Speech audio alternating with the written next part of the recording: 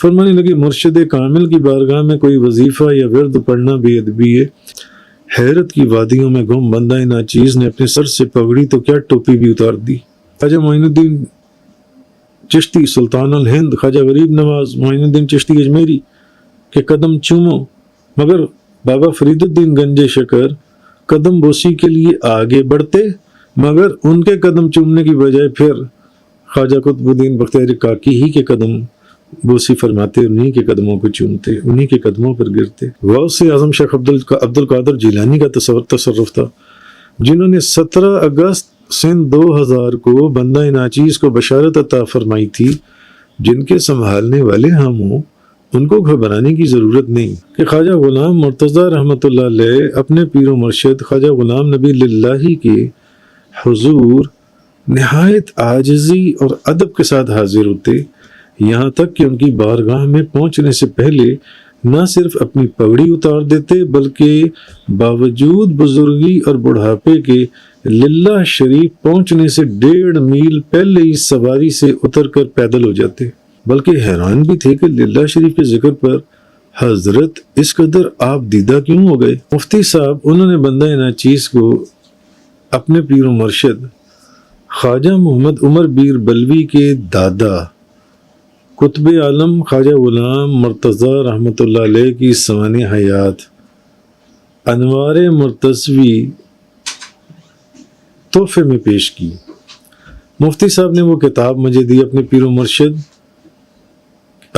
مرشد کے دادا قطب عالم نے، ان کی۔ اچھا، وہ کتاب لا کر میں نے اپنی لائبریری میں رکھوا دی۔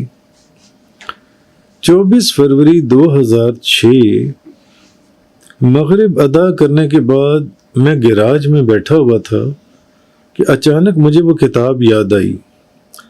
جب منگوا کر پڑھنا شروع کی تو صفحہ نمبر 64 پر لکھا تھا کہ خواجہ غلام مرتضیٰ رحمۃ اللہ علیہ اپنے پیر و مرشد خواجہ غلام نبی اللہ کے حضور نہایت عاجزی اور ادب کے ساتھ حاضر ہوتے، یہاں تک کہ ان کی بارگاہ میں پہنچنے سے پہلے نہ صرف اپنی پگڑی اتار دیتے بلکہ باوجود بزرگی اور بڑھاپے کے للہ شریف پہنچنے سے 1.5 میل پہلے ہی سواری سے اتر کر پیدل ہو جاتے، یعنی 1.5 میل پہلے پیدل چل کر جاتے، بزرگ ہونے کے باوجود، بزرگی بڑھاپا ہونے کے باوجود، اور تسبیح بھی گھر چھوڑ کر جاتے۔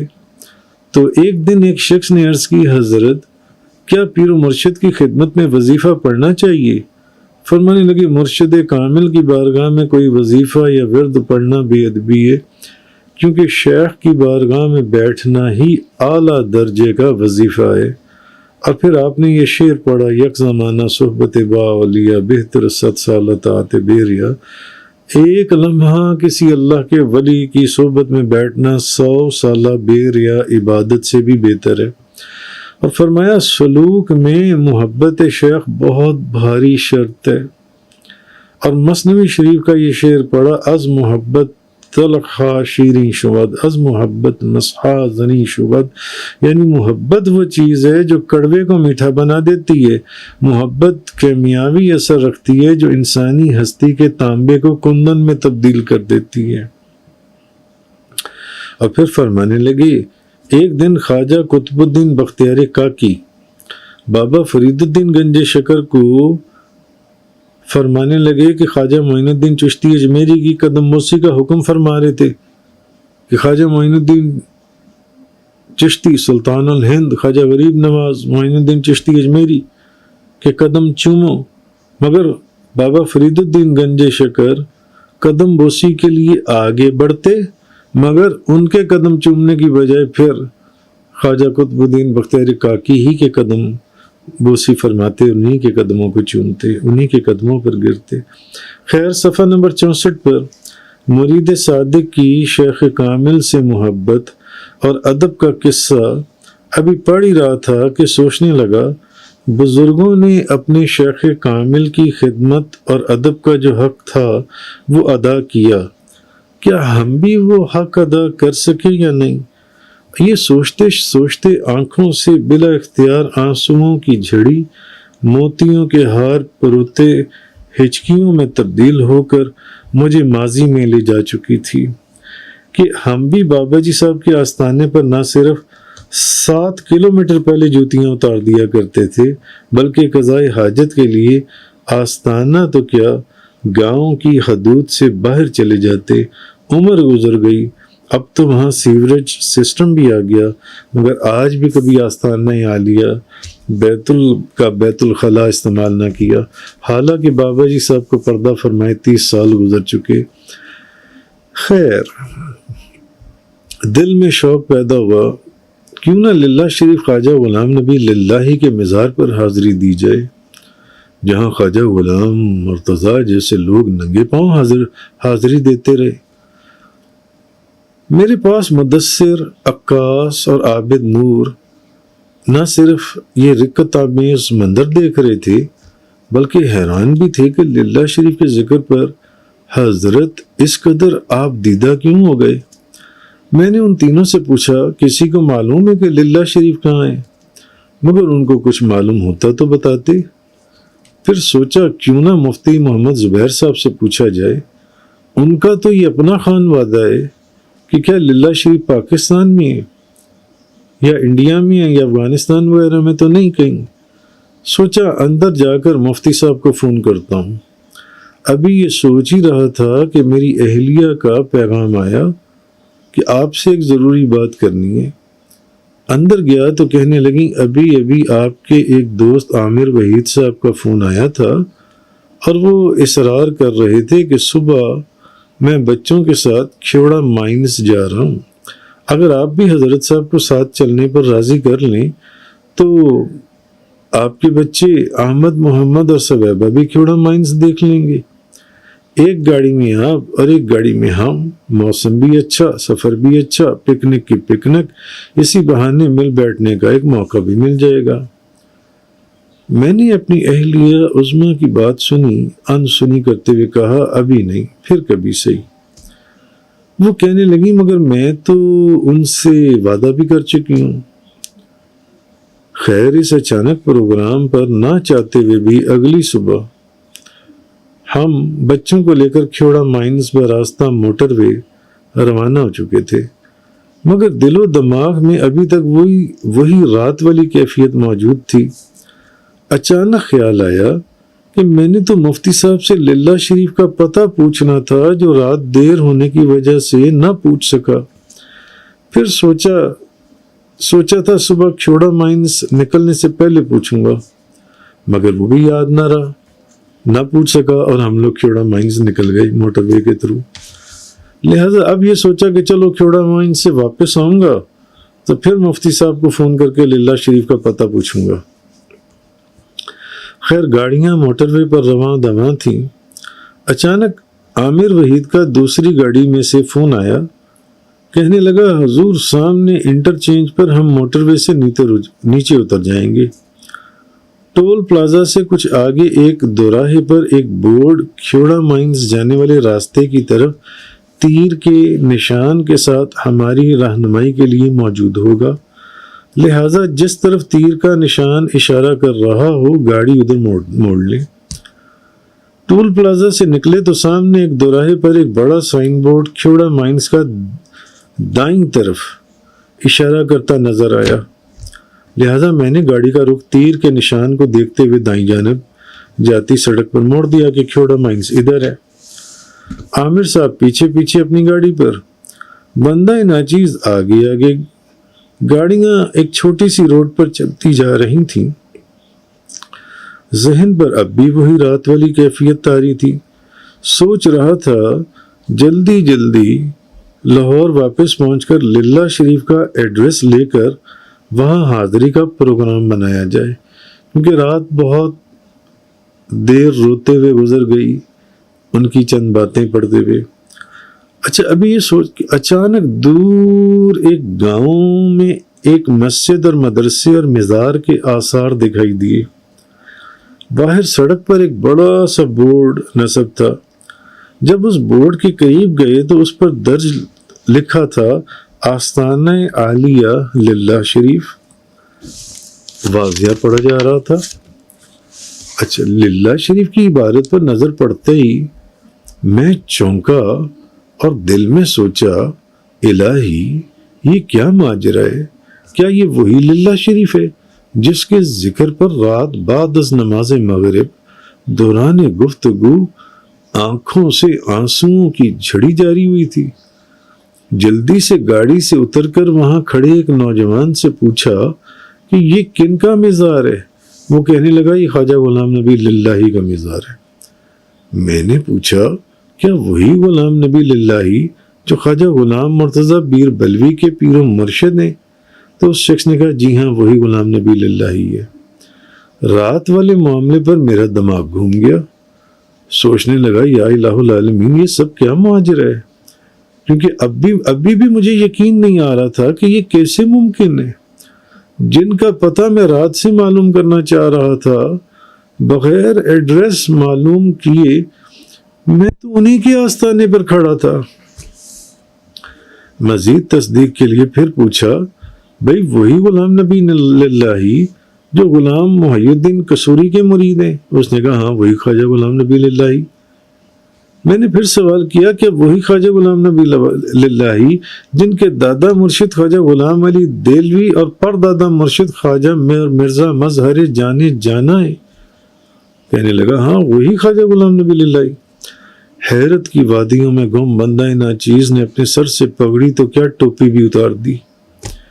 اس وقت رقت اور درد کا ایسا عجیب سما تھا جو بیان سے باہر ہے، اور مزار میں جاتے ہوئے دل سے یہ آواز آ رہی تھی کہ خواجہ غلام مرتضیٰ تو آپ کے مرید ہونے کے باوجود صرف پگڑی اور جوتی اتار کر حاضر ہوتے تھے، مگر میں تو آپ کا مرید بھی نہیں، لیکن پھر بھی جس محبت اور جس تصرف سے ابھی تو 24 گھنٹے بھی نہ گزرنے پائے آپ نے مجھے یہاں لا کھڑا کیا ہے، بندہ ناچیز جوتی اور پگڑی تو کیا بلکہ ٹوپی تک اتار کر خدمت میں حاضر ہو رہا ہے۔ خیر ختم شریف پڑھا، توجہ کی، دعا مانگی، مگر آنسو تھے کہ تھمتے ہی نہ تھے۔ واپسی پر مزار پر موجود ایک نوجوان سے پوچھا کہ کھیوڑا یہاں سے ابھی اور کتنا آگے ہے؟ وہ کہنے لگا آپ ادھر کیسے آ گئے؟ کیا آپ نے ٹول پلازا سے آگے دوراہے پر لگا بورڈ نہیں دیکھا تھا جس پر کھیوڑا کی جانب بائیں طرف اشارہ کرتا تیر کا نشان موجود تھا؟ پھر کیوں آپ دائیں جانب آ گئے؟ واپس اسی دوراہے پر جائیں جہاں سے آپ کو بائیں مڑنا تھا۔ میں حیرانگی سے عامر کو دیکھتے ہوئے کہنے لگا عامر میں نے تو اس بورڈ پر تیر کا نشان دائیں جانب دیکھا تھا، تبھی تو میں ادھر دائیں جانب مڑا ہوں۔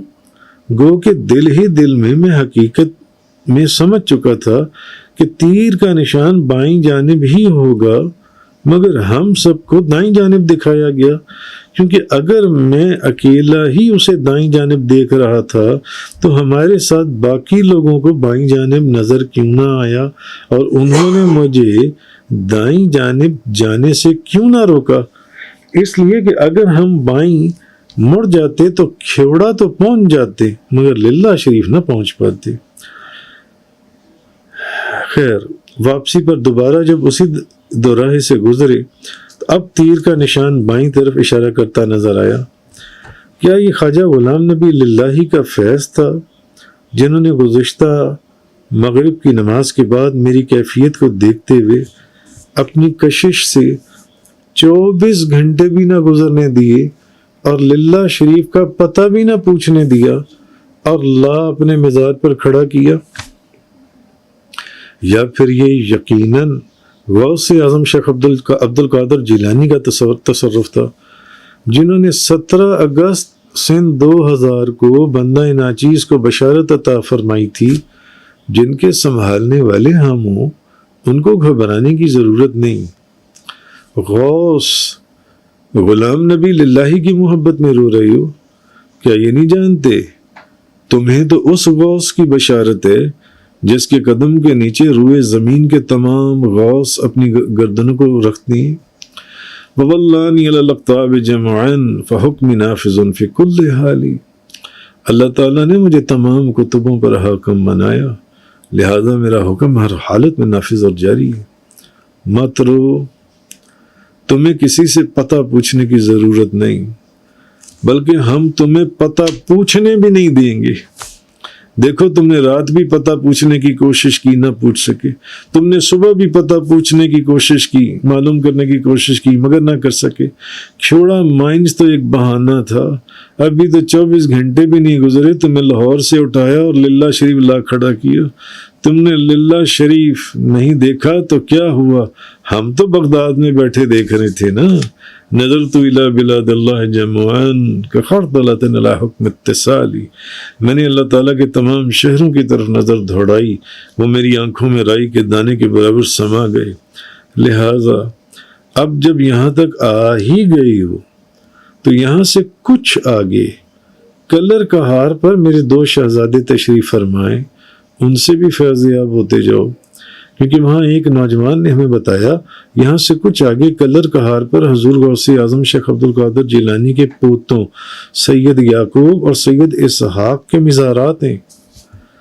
سوچتا ہوں آج سے قبل 40 سالوں میں نہ تو کبھی للہ شریف جانا ہوا اور نہ ہی کبھی اس کا نام سنا۔ رات مغرب کے وقت ایک کتاب میں للہ کا ذکر پڑھ کر کیا آنکھوں میں آنسوؤں کی حرکت نے روحانی دنیا کو حرکت میں لا ڈالا۔ اہل محبت ہی ان باتوں کو سمجھ سکتی ہیں۔ دنیا میں لاکھوں کروڑوں لوگوں کے فون نمبرز موجود ہیں، مگر ملتا وہی ہے جس کو آپ ملاتے ہیں۔ رات میرے دل کی کیفیت شاید للہ شریف کا نمبر ڈائل کر چکی تھی، لہٰذا اب سمجھ میں آیا کہ فون کرنے والا عامر وحید نہیں بلکہ للہ شریف والے خود تھے۔ عامر وحید تو صرف ایک ڈمی رول تھے۔ اسی طرح میری اہلیہ کا وعدہ کرنا اصل میں وعدہ کروایا جانا تھا، تاکہ میری طرف سے کوئی حیل و حجت نہ رہے، کیونکہ اگر فون میں خود اٹینڈ کرتا تو شاید کھوڑا جانے سے انکار کر دیتا۔ لہٰذا نہ چاہتے ہوئے بھی کھوڑا کی طرف روانگی اصل میں للہ شریف کی طرف روانگی تھی۔ معلوم ہوا اللہ کے بندے جس کو چاہیں، جیسے چاہیں، جہاں چاہیں اور جب چاہیں لا بھی سکتے ہیں اور لے جا بھی سکتے ہیں، وہ ایڈریس کے محتاج نہیں ہیں، وہ ایڈریس وغیرہ کے محتاج نہیں۔ یہ تیر کا رخ جدھر چاہیں موڑ دیں، بلکہ یہ تیر کے رخ کو اصل جانب سے موڑ دینے کے باوجود منزل مقصود پر پہنچانے کی قدرت رکھتے ہیں۔ تیر کے رخ کو اصل جانب سے موڑ دینے کے باوجود منزل مقصود پر پہنچانے کی قدرت رکھتے ہیں، کیونکہ غالباً مولانا روم ہی نے فرمایا اولیاء راہ ہست قدرت از الہ، تیر جستہ باز گردان انداز راہ۔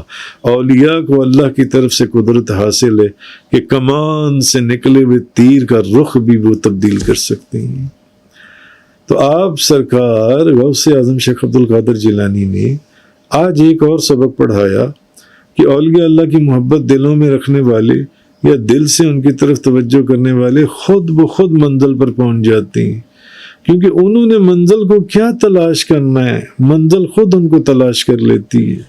خیر، للہ سے دنیا کی وہ بڑی نمک کی کان، کھیوڑا سالٹ مائن، دوسری بڑی نمک کی کان دیکھتے ہوئے ہم لوگ کلر کہار کی جانب روانہ ہوئے، جہاں غوث الثقلین شیخ عبد القادر جیلانی کے صاحبزادے سیدنا عبد الرزاق کے 2 شہزادے سید یعقوب اور سید اسحاق کلر کہار کی پہاڑی پر ایک خوبصورت مزار میں 800 سال سے آرام فرمائے۔ کہتے ہیں کہ دونوں شہزادے حضور غوث اعظم کے حکم پر یہاں تشریف لائے تھے اور ہندو مرہٹوں سے جہاد کرتے ہوئے جام شہادت نوش فرمایا۔ للہ شریف سے ملتا جلتا ایک واقعہ حج کے موقع پر بھی پیش آیا، جب ایک جمعرات کے دن بعد از نماز مغرب میں اپنے ٹی وی لاؤنج میں فرش پر حاجی عابد حسین اور عابد نور کے پاس بیٹھا چائے پیتے ہوئے میں نے عذرائے مزاح حاجی صاحب کو میں نے کہا، کہنے لگا، حاجی صاحب آپ پہلی مرتبہ حرمین شریفین گئے اور حاجی بن کر آ گئے۔ ہم ہر سال جاتے ہیں لیکن ابھی تک حاجی نہ بن سکے۔ یعنی میرا کہنے کا مقصد تھا کہ آپ پہلی مرتبہ حرم شریف گئے تو ڈائریکٹ حج پر گئے، لیکن ہمیں لے جانے یا بھجوانے والے صرف عمرے کے بندوبست پر ہی اکتفا فرماتے ہیں۔ گو کہ حاجی صاحب کو یہ بات میں نے ازروئے مزاح کہی تھی، مگر دل میں سوچا یا رسول اللہ کبھی تو آپ ہمیں بھی حج پر بلائیں گے۔ ابھی 24 گھنٹے بھی نہیں گزرے تھے، اگلے دن جمعہ پڑھا کر واپس آتے نہر کیمپس پل پر سگنل کھلنے کا انتظار کر رہا تھا کہ کراچی سے میری اہلیہ کا فون آیا کہ میرے بھائی امجد صاحب وغیرہ حج پر جا رہے ہیں اور وہ ہم دونوں کو بھی حج کروانا چاہتے ہیں، لہذا شام سے پہلے اپنا اور میرا پاسپورٹ، شناختی کارڈ اور تصویریں کراچی کوریئر کر دیں، کیونکہ درخواست جمع کروانے کی آخری تاریخ میں صرف 1 یا 2 دن باقی ہیں۔ حیرت کے سمندر میں غوطہ زن میں یہ سوچنے پر مجبور ہو گیا، یا رسول اللہ ابھی تو 24 گھنٹے بھی پورے نہیں گزرے اور آپ کا بلاوا آ گیا۔ حج تو کیا، مدینہ منورہ کی حاضری کا مسئلہ بھی سنا دیا گیا۔ یا الہ العالمین، یہ کیا ماجرا ہے؟ کل شام کیسا قبولیت کا وقت تھا۔ یقیناً اللہ کے رسول میرے دل کی آواز سن رہے تھے۔ مختصر یہ کہ اگلے چند روز میں مکہ معظمہ کی فضاؤں سے حج کرتے، مدینہ منورہ نبی کریم صلی اللہ علیہ وسلم کی بے مثل اور بے مثال بارگاہ میں حاضری دیتے، حاجی کا لیبل لگائے، پھولوں کے ہار گلے میں سجائے، ہم حاجی بن کر کراچی ایئرپورٹ لینڈ کر چکے تھے۔ واہ کیا جود و کرم ہے شہ بطحا تیرا، نہیں سنتا ہی نہیں مانگنے والا تیرا۔ جزاک اللہ۔